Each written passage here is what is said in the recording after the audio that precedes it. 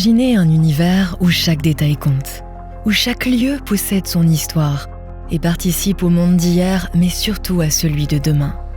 Un univers où une multitude de données nous entoure et façonne notre existence, tissant la trame de nos vies à chaque instant. Des données qui prennent soin de nos forêts, en détectant leur état de santé et optimisant ainsi l'exploitation du bois. Des données qui poussent à l'innovation, favorisant l'alimentation en énergie de nos foyers, de nos quartiers et de nos villes, tout en les rendant plus vertes et durables. Des données qui permettent le développement d'une économie pérenne et d'une utilisation parcimonieuse de nos ressources. Des données qui concilient l'engagement politique et les nouvelles technologies. C'est dans cette optique que les professionnels du territoire mettent au profit ces connaissances de la science des données appliquées à la géo-information.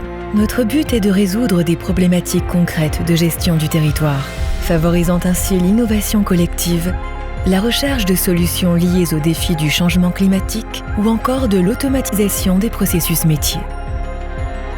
C'est cette réflexion sur le long terme, cette méthodologie scientifique collaborative et l'utilisation de technologies avancées telles que l'intelligence artificielle qui font la force du travail en réseau.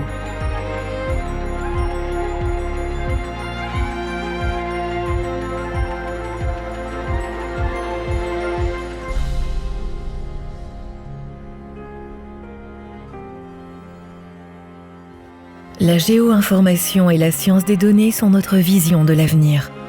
Elles permettent de transformer les données en actions concrètes, au bénéfice du développement territorial et de la qualité de vie. Nous pensons que la technologie sert avant tout à l'innovation et que l'expérimentation favorise le développement de nouveaux outils, nécessaires pour surmonter les enjeux de notre environnement.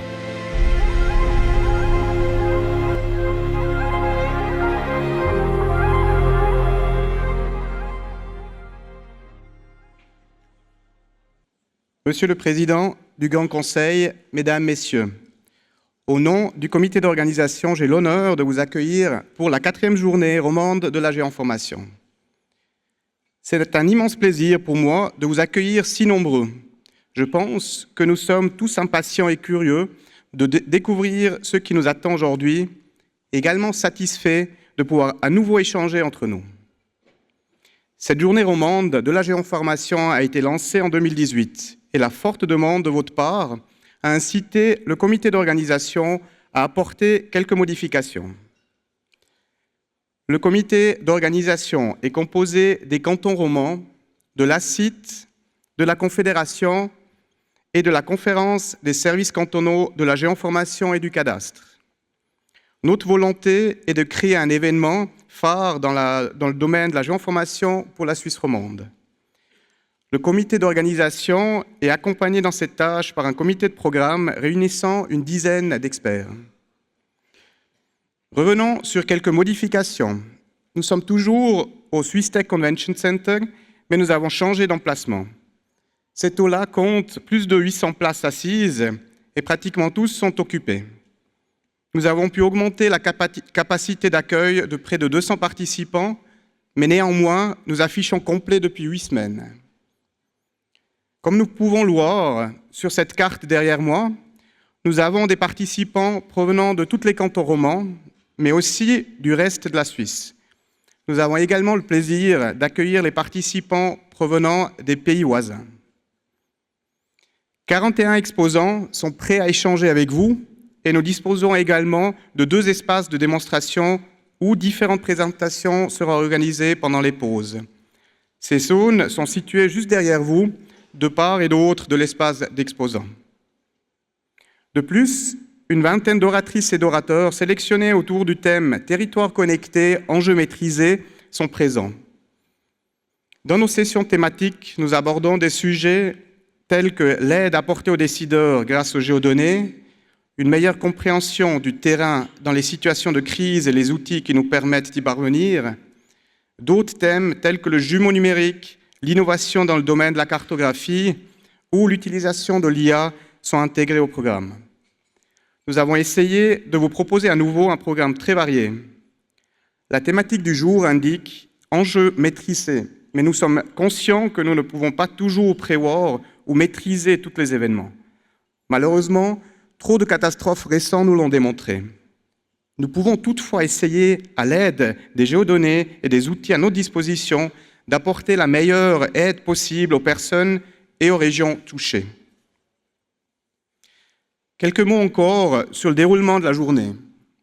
La session plénière d'ouverture, avec ses 3 intervenants, doit nous permettre de nous mettre efficacement dans le bain. Elle sera suivie d'un premier moment de rencontre autour d'un café, avec la possibilité de découvrir l'espace exposant et les premières démos. Nous nous répartirons ensuite en 3 ateliers à choix pour approfondir 3 sujets au cœur de préoccupations du moment. En plus de l'Aula, 2 salles situées au sous-sol seront également utilisées. Nous aurons alors bien mérité le repas de midi qui sera servi sur les 2 étages. Les conférences reprendront à 14h avec 3 autres ateliers thématiques en parallèle. Après un nouveau moment de rencontre et d'échange, nous nous retrouvons tous ici pour la clôture de la journée. Cette année, nous avons décidé de terminer cette journée de manière ludique et nous nous réjouissons de la présentation « Peut-on rire avec les cartes ?» Enfin, à 17h, un apéritif réunira tous les participants pour un dernier moment convivialité. J'aimerais d'ores et déjà remercier les oratrices et orateurs intervenant dans cette journée et qui ont accepté de partager avec nous leur travail et leurs réflexions. Merci également à tous ceux qui ont rendu cette journée possible. Enfin, merci à vous pour votre présence et votre intérêt. Saisissez l'occasion de découvrir et d'apprendre des nouvelles choses.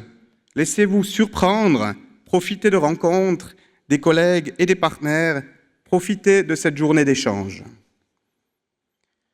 J'aimerais maintenant inviter Monsieur le Président du Grand Conseil vaudois, Monsieur Stéphane Montangero, qui nous fait l'honneur d'ouvrir cette journée. Merci et bonne conférence à toutes et à tous.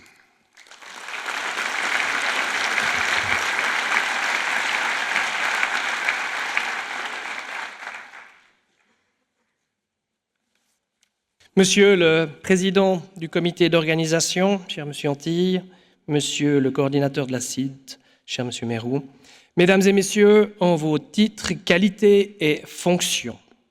C'est un réel plaisir pour moi, une immense joie et aussi un très grand honneur que de vous apporter les cordiales et chaleureuses salutations des autorités vaudoises, plus précisément celles du Grand Conseil, et de dire quelques mots à l'occasion de l'ouverture de cet événement assez incroyable au vu du nombre de personnes qu'il rassemble dans cette salle.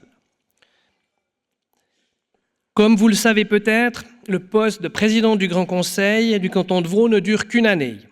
C'est une sorte de CDD non renouvelable qui, quand vous avez enfin compris comment tout fonctionne, eh bien, vous devez transmettre le témoin et quelques recommandations à la personne qui vous suit. Ainsi, on passe d'un événement à l'autre. Hier, j'étais à Gland avec le champion olympique Teddy Riner. La semaine passée, je levais les couleurs à l'école de police de Saint-Vatan avec 200 futurs policiers et policières. Et cet après-midi, je présiderai le Parlement vaudois, non pas avec 150 députés et députées, mais avec 150 jeunes femmes à l'occasion de la journée « Oser tous les métiers ». Mais revenons à ce qui m'amène ici. Celles et ceux d'entre vous qui ont bien plus que 20 ans se souviennent sans doute que lors de la dernière exposition nationale nommée Expo 02, un pavillon était dédié au territoire. Le public apprenait qu'en 2002, 1 mètre carré de territoire helvétique était bétonné chaque seconde. Beaucoup de visiteurs ne voulaient simplement pas y croire. Les plus âgés se demandaient comment diable Expo 02 osait afficher un chiffre aussi exagéré. Leurs enfants leur expliquaient patiemment qu'à chaque fois qu'on construit un parking relais en pleine campagne, qu'on ajoute une bretelle d'autoroute ou qu'on goudronne un sentier longeant une rivière, on urbanise le territoire. À l'époque, Expo 02 prenait le développement durable, un concept que nombre de visiteurs entendaient pour la première fois. Si bien qu'il n'est resté des fameux artéplages d'Yverdon-les-Bains, de Neuchâtel, de Bienne et de Morat que peu de choses. Poutrelle après poutrelle, tout a été démonté, stocké, revendu, à part peut-être la salle des docks à Lausanne. On veut changer les mentalités, mais pas le paysage, répétaient les responsables de la manifestation. Une génération plus tard, où en sommes-nous? Un des exemples les plus spectaculaires, peut-être, a été le refus par le peuple suisse du projet d'élargissement des autoroutes récemment. Trop d'autoroutes tuent l'autoroute, entendait-on. Il faut beaucoup de maturité pour arriver à un tel constat. Le plus important dans ces deux exemples n'est peut-être pas d'être pour ou contre l'environnement, mais bien d'avoir une bonne information pour se déterminer, posséder les mesures, les quantités et les flux exacts pour fonder une politique urbaine et ou environnementale. La Suisse entretient un rapport très spécial avec la carte de son territoire, la légendaire carte Dufour. Nommé général, Henri Dufour gagne une guerre civile sans humilier personne. Autre fait exceptionnel le concernant, il cofonde la Croix-Rouge avec Henri Dunant, dont on a retenu le seul nom. Et surtout, il dirige le projet de réaliser une carte de la Suisse, dont les 2/3 du territoire sont constitués de montagnes. Le projet s'est étiré sur plus de 30 ans. Un de ses géomètres est foudroyé sur le Sentis, un autre fait une chute mortelle dans les Grisons. Le matériel de mesure pèse des dizaines de kilos. Bien souvent, les montagnards les prennent pour des espions et refusent de les aider. Une vraie épopée scientifique. La France a eu Bonaparte et sa campagne d'Égypte, la Suisse a eu la carte Dufour. Une prouesse technique qui a valu au Bureau topographique fédéral, l'ancêtre de Suisse Topo, une médaille d'or décernée à l'Exposition universelle de Paris en 1855. Aujourd'hui, à ma connaissance, les géographes et les géomètres ne meurent plus pour une carte, mais la valeur des cartes reste inestimable, tout comme celle des données, tout simplement parce qu'elles reflètent notre vision du monde. À quelques centaines de mètres d'ici, à l'UNIL, Kilani, le professeur d'anthropologie dès 1985, débutait son cours d'introduction en présentant une série de cartes. Les étudiantes et étudiants de Suisse romande découvraient, parfois avec stupeur, qu'il est possible de représenter notre monde avec l'Australie située en haut et au centre de la carte. Sur une autre carte, l'Antarctique trônait au milieu des océans Indiens. Pacifique et Atlantique, plus aucune trace de l'Europe ni de l'Amérique du Nord. Et que dire de la carte où l'Empire du Milieu se trouvait très exactement au milieu? Ce que ce professeur d'anthropologie enseignait est une vérité toute simple. Toutes les cartes naissent libres et égales en droit. Mais jusqu'à quel point une carte doit-elle être fidèle au territoire?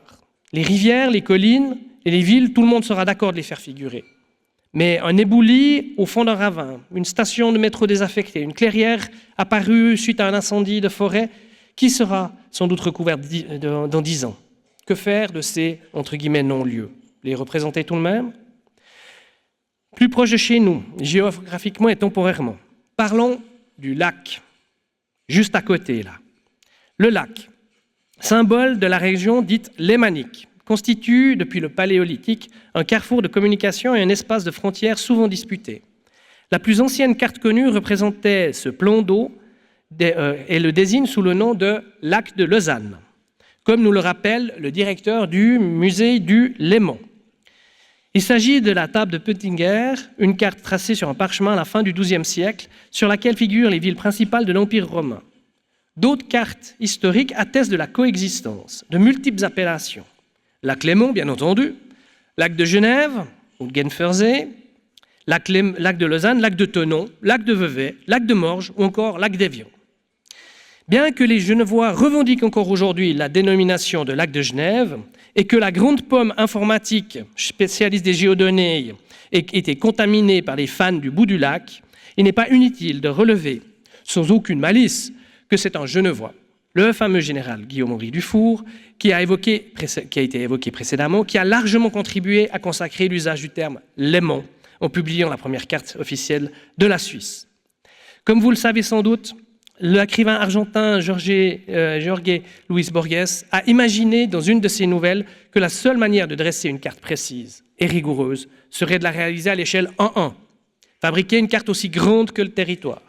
Autrement dit, ce matin, vous n'avez pas voyagé en train, puis en métro ou en voiture de Genève de Genève de Léman ou de Sion jusqu'à Dorigny.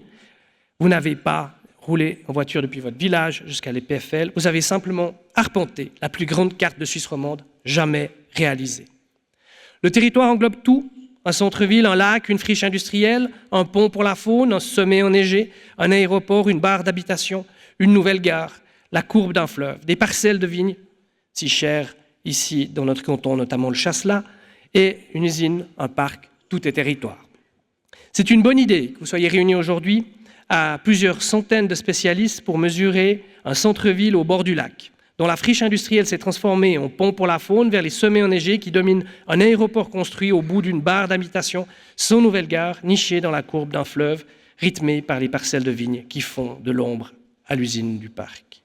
Il faudra pas mal de synergie entre les associations et le système d'information du territoire, la conférence des services cantonaux de la géoinformation et du cadastre, les cantons romands et l'inamovible confédération pour mesurer cet objet géographique non identifié, décrit ainsi avec cette carte 1-1. Blague à part, les géodonnées aident le politique à planifier l'infrastructure écologique, à lui permettre d'arriver à bon port ici ce matin, malgré les bouchons sur l'autoroute, permettent l'amélioration de la circulation routière et fournissent des informations aux entreprises, donc participent au développement économique. Et ceci depuis de très nombreuses années, sans toutefois avoir toujours la reconnaissance qui est nécessaire. Cette journée s'inscrit dans cette logique-là, et en tenant compte de son importance objective, comment se fait-il que le terme de géodonnées ne soit pas encore passé dans le langage courant ? Où sont les articles dans nos quotidiens présentant les enjeux des géodonnées ? Où sont les sujets dans les télévisions locales ou nationales expliquant les innovations entre intelligence artificielle et géographie ? Non, cette fois, il faudra davantage qu'un documentaire sur Arte à partir de 23h un mardi soir pour expliquer au grand public ce domaine en évolution constante, et c'est ce à quoi vous vous attelez, et au nom des autorités, je vous en remercie. Au fond, on dirait que les géodonnées sont comme de la prose de M. Jourdain. On les utilise tous les jours, sans même nous en rendre compte. Heureusement, cette 4e journée de discussion et de présentation sert aussi à attirer l'attention des médias et des politiques. Sans succès et sans précédent, puisque, cela a été dit, plus de 850 personnes sont réunies sur le même toit, ce qui est réjouissant. Je vous souhaite ainsi, au nom des autorités, de fructueux échanges, des présentations stimulantes et des discussions animées. Des dizaines d'entreprises sont là aussi pour présenter leur innovation. Des journées aussi denses et prometteuses, il n'y en a pas souvent. Alors, bonne journée. Géo, informez-vous tout court, et vive la géoinformation. Je vous remercie.